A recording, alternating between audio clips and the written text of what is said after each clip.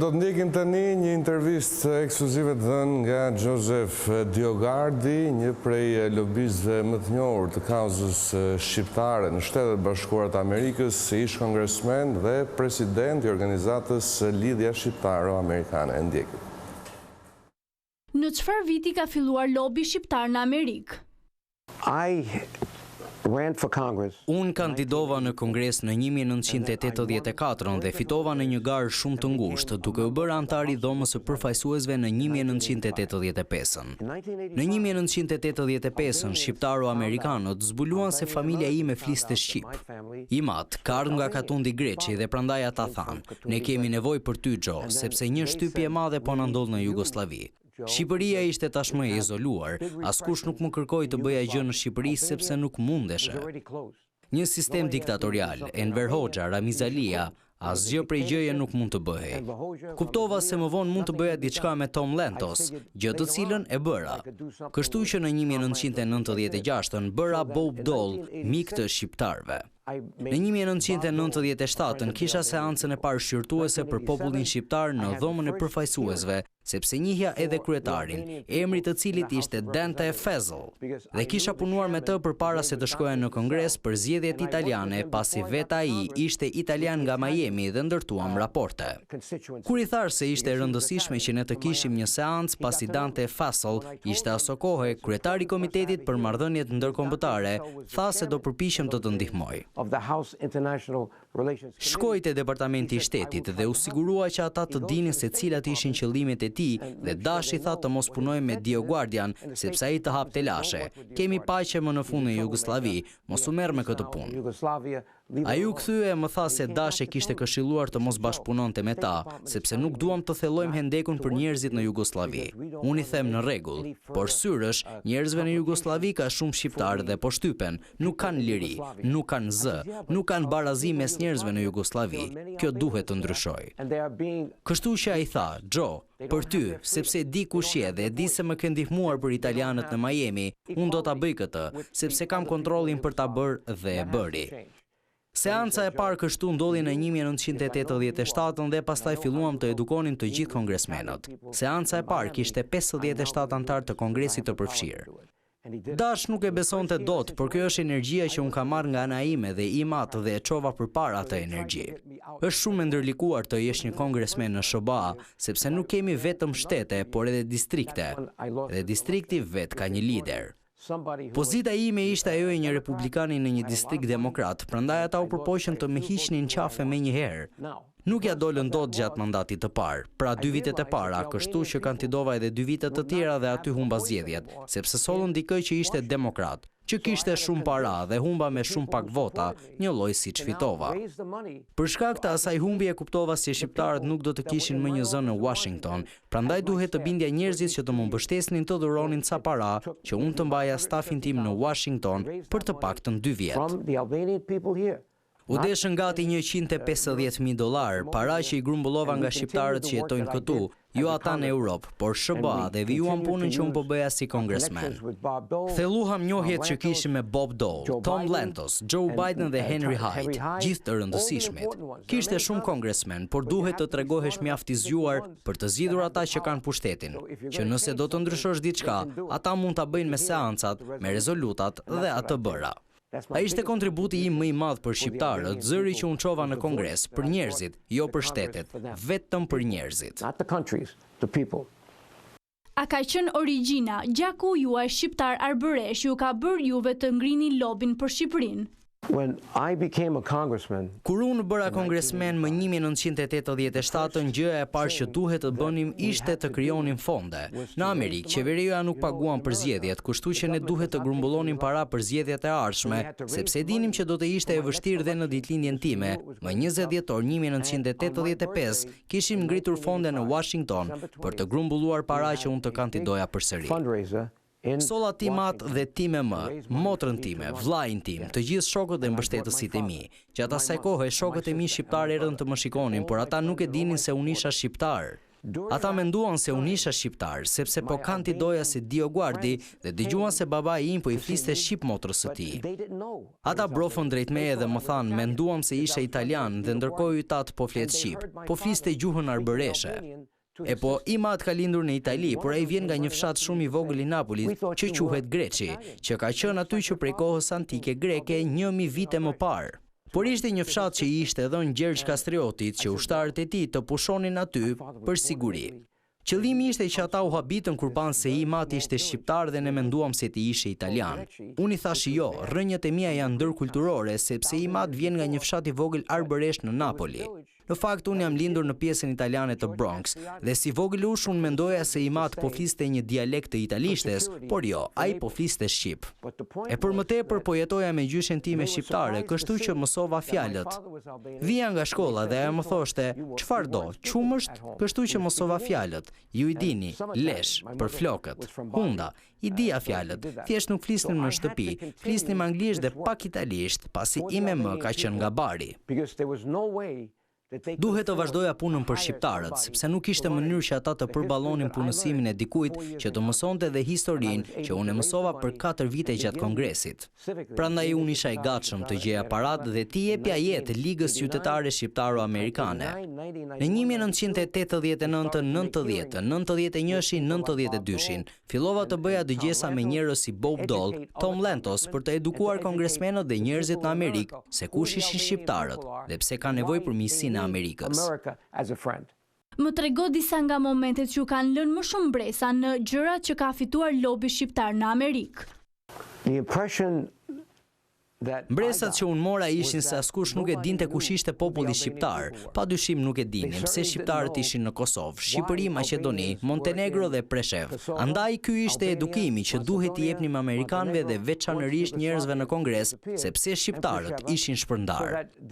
Pse shqiptarët kishin një problem kaq të madh në Jugosllavi me slavët dhe unë isha në gjendje t'ju përgjigjesha këtyre pyetjeve, njerëzve që unë po edukoja në Kongres.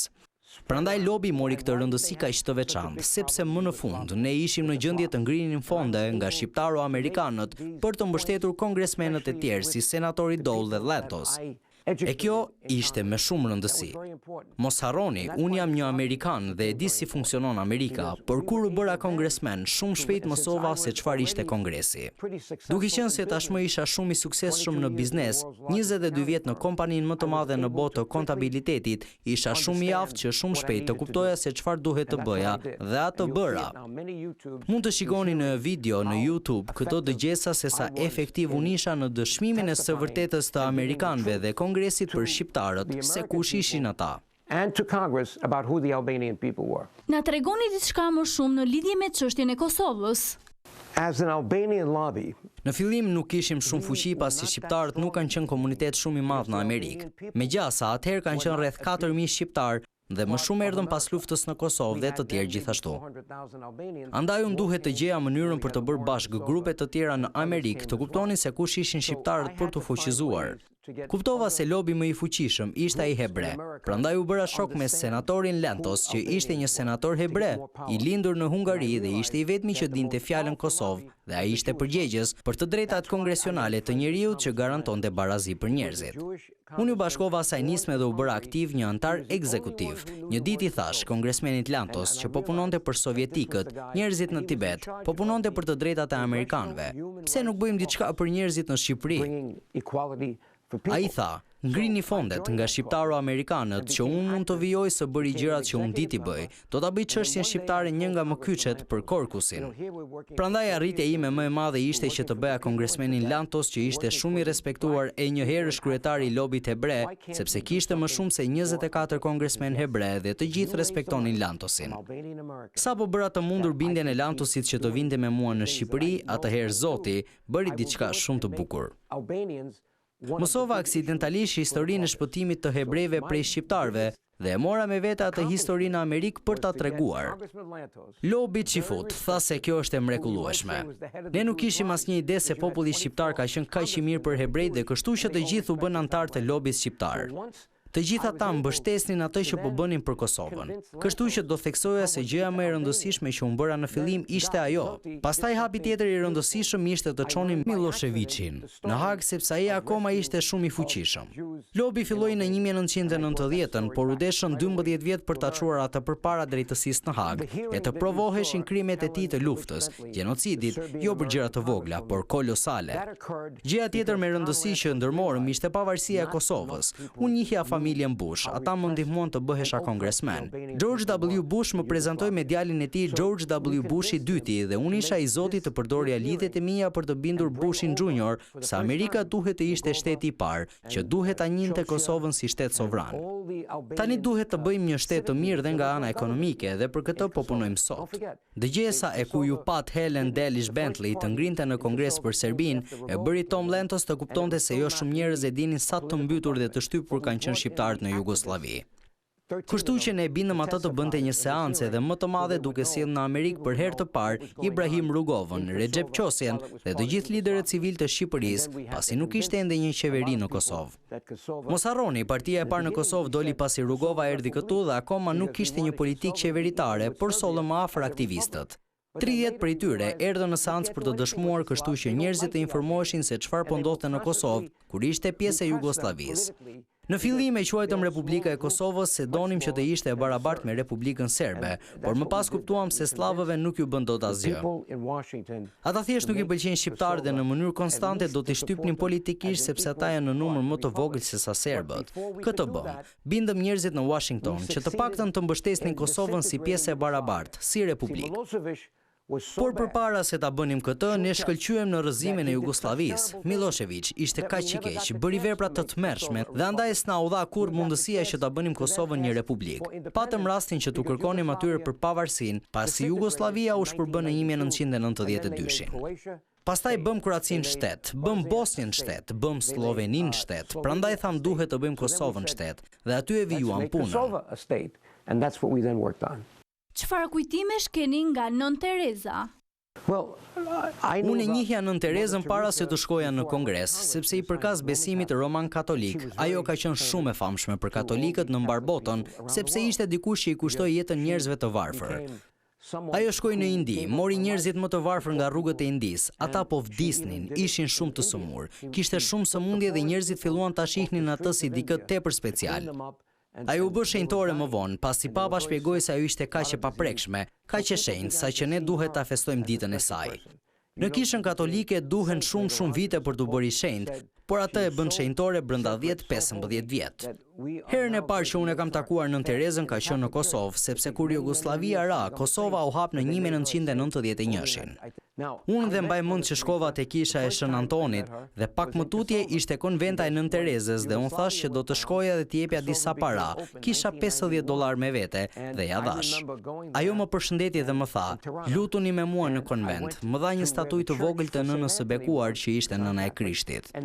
Merre këtë me vete nga do që të shkosh, sepse po bën gjëra të mira për Shqipërinë dhe shqiptarët.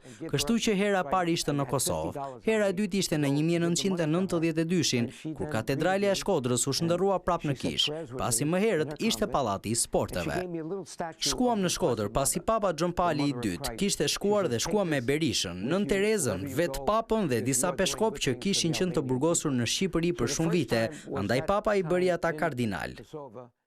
Por unë isha aty gjatë asaj vizite me Nën Terezën në rreshtin e parë kur ajo gjë ndodhi. Pastaj e kam takuar disa herë të tjera, ajo ka qenë një heroin që vinte nga kombi shqiptar. Ishte mirë gjithashtu që të shihesha në shoqërinë e saj, na dha më tepër besueshmëri si lobi dhe s'po e bënim këtë për fen, po e bënim për shqiptarët. Hera e tretë, në 1994, Rugova ende nuk ishte një president, por unë doja që ai të njihej. Kosova ende nuk ishte një shtet sovran. E mora me vete për mëngjes dhe aty ai u njoh me Nën Terezën. Ajo i la çdo kujt një përshtypje shumë të mirë, në fakt kur unë isha aty. Rugova nuk i njihte njerëzit nga departamenti i shtetit dhe unë e dija kush ishte drejtuesi i departamentit. Një herë theva rregullat, e kapa Rugovën nga dora dhe i thash të vinte me mua t'i jepte dorën sekretarit amerikan të shtetit dhe më kapi më një herë FBI-a. Ju thash prisni, unë jam një kongresmen i mëparshëm i shtetit, pastaj më lan të vazhdoja. Ajo ishte hera e parë që Rugova pati shansin të flasë me sekretarin e shtetit për Kosovën. Kështu që unë rrëmbeva shumë mundësi për të hapur dyert për popullin shqiptar kur isha këtu. to open up the doors for the Albanian people while I was here. Si ka qenë marrëdhënia e lobit me qeverinë shqiptare dhe atë kosovare pas viteve 90? We tried very hard. Ne jemi përpjekur shumë që ta bënim Shqipërinë një vend demokrat dhe kemi punuar shumë fort që Sali Berisha të zgjidhej 2 herë në 1991 dhe në 1992. Në 1991 unë isha i ngarkuar me delegacionin e Washington që të monitoronte zgjedhjet dhe i thash Dol dhe Lantos se këto zgjedhje nuk janë një gjë e mirë sepse komunistët kontrollonin të gjithë median. Zëri i popullit dhe partia tjetër, ajo e Berishës, nuk kishte mundësi të tregonte historinë e tyre aq sa mundeshin komunistët. Kështu që ja anuluam ato zgjedhje dhe unë duhet të rikthehesha në 1992-shin dhe sërish të punoja me Berishën që ai të zgjidhej, që ishte një sukses. Mendova se aso kohë e Berisha do të punonte me mua, andaj u riktheva në 1993-shin, pastaj përsëri në 1994-ën. Në fakt, nëse shikoni në YouTube, unë kam intervista me Berishën dhe madje pyeta çfarë dëshiron që unë të bëj për Shqipërinë, çfarë është gjëja më e rëndësishme për Shqipërinë në 1993-shin. E dini çfarë më tha ai? Ne kemi nevojë të bëhemi pjesë e NATO-s. Unë atëherë fillova të loboj që ta bënim Shqipërinë pjesë të NATO-s. Pra, Berisha ishte mjaft i zgjuar për të më kërkuar atë gjë, sepse e dinte që nëse NATO do të ishte aty, do të shtojë edhe prezenca e trupave amerikanë në Shqipëri që ishte një gjë e mirë. Të njëjtën gjë e bëm edhe për Kosovën më vonë, pasi lobi ynë bëri kampin Bondsteel në Kosovë, në mënyrë që të kishte ushtar amerikan në Kosovë dhe deri më sot kampi Bondsteel ka qenë aty, por para 5 vitesh turqi donin të merrnin pushtetin e tij. Ne po përpiqeshim të merrnim trupa tanë mbrapsht nga Europa dhe përpaksa nuk ndodhi kur unë shkova te kryetari i shërbimit ushtarak me Shirley, pasi njihnim edhe Bob Mekiam. Shkuam aty për t'i thënë se nuk mund t'i lejonin turqit që të merrnin pushtetin e kampit Bondsteel, sepse atëherë shqiptarët do të humbisin aftësinë për të patur kontakte të drejtpërdrejta me Washingtonin dhe ajo funksionoi, fal Zotit. Shirley dhe unë takuam kryetarin në Manhattan kur erdhëm në një takim. Emri i tij ishte Bob Mekiam. Me qëra fjala, tjetri ishte John Mekian dhe u bëm shumë miq. Ai ishte kryetari i shërbimit ushtarak. Dhe atë që filloi Bob Mekian të bënte, u siguruaj që John Mekian ta vazhdonte, që ne të kishim mbrojtje nga Amerika, duke patur ushtar amerikan në tokën kosovare, një lloj si NATO dhe që Shqipëria më pas u antarësua. Dhe kjo ishte me rëndësi, por akoma Shqipëria nuk është bërë pjesë e Bashkimit Evropian dhe ky duhet të jetë hapi i madh i radhës për të. The next big thing that has to be done. Po sot, si është marrëdhënia juaj me qeverinë shqiptare dhe ato kosovare? Not much of a relationship with the government of Albania. Jo shumë me qeverinë shqiptare sepse filozofia ime ndryshon nga Rama. Rama do të kontrollojë gjithçka si diktator. Ai kontrollon shtypin, ai kontrollon jurisdiksionin, gjykatat dhe kjo nuk është demokracia që ne kemi në Amerikë. Kështu që ai nuk më beson mua dhe unë nuk e besoj atë. Kështu që në parim thjesht nuk punojmë së bashku. Do të doja që të gjeja dikën në Shqipëri me të cilin të punojmë. Përpara Ramës kemi patur Pjetër Arbnorin. Pjetër Arbnori ishte folës në parlament dhe unë pata një marrëdhënie shumë të ngushtë. Kemi patur intervista shumë të mira me të. Kemi punuar me të dhe unë ja prezantova edhe kongresmenit Gilliam dhe shumë të tjerë. Por Rama është më interesuar në pushtet dhe para dhe ajo nuk është mënyra ime të menduarit. That's not the way I think. Po për Kosovën, çfarë mund të thoni? Kosovo, now we have a very good, as Shirley told you before, Siç e thash më parë, ne kemi një marrëdhënie shumë të mirë. Në fakt, para një muaji ne për një orë patëm një takim në Zoom me Kurtin për t'u siguruar për gjërat e rëndësishme. Për të drejtat e njeriu të shqiptarëve të Preshevës, ne nuk mund të dakordojmë me Asociacionin Serb Komunal dhe gjithçka që kemi bërë me Vučićin është ndërprerja e komunikimeve derisa ai të pranojë se ne jemi të barabartë dhe që Kosova të njihet nga Serbia. Prandaj nuk kemi një marrëdhënie të mirë me serbët momentalisht. Jam krenar që mund të bëja diçka të rëndësishme për shqiptarët në Washington. Kam çuar shumë njerëz nga Kosova në Amerikë në Kongres. Kemi patur shumë seanca. Është një histori mahnitëse që unë jam rritur në një lagje italo-amerikane në SBA. IMM ishte italiane, IMAT ishte shqiptar dhe që më mbrapa u bëra kongresmen dhe mësova historinë për popullin shqiptar dhe mësova kaq mirë sa që isha i gatshëm të bindja të tjerët që shqiptarët nuk po trajtoheshin drejtësisht. Dhe aty erdhi fundi i Jugosllavisë. Aty erdhi fundi i Miloševićit dhe zana filla e lirisë për shqiptarët dhe bërjen e shtetit të Kosovës. Pavarësia e saj. Në këtë fund të intervistës doja të ndanit një mesazh për të gjithë teleshikuesit që do ju ndjekin. My final thought is to tell Dua t'i them amerikanëve që të mbështesin lobin e vërtet të shqiptarëve në Amerikë dhe kjo është një drejtë civile.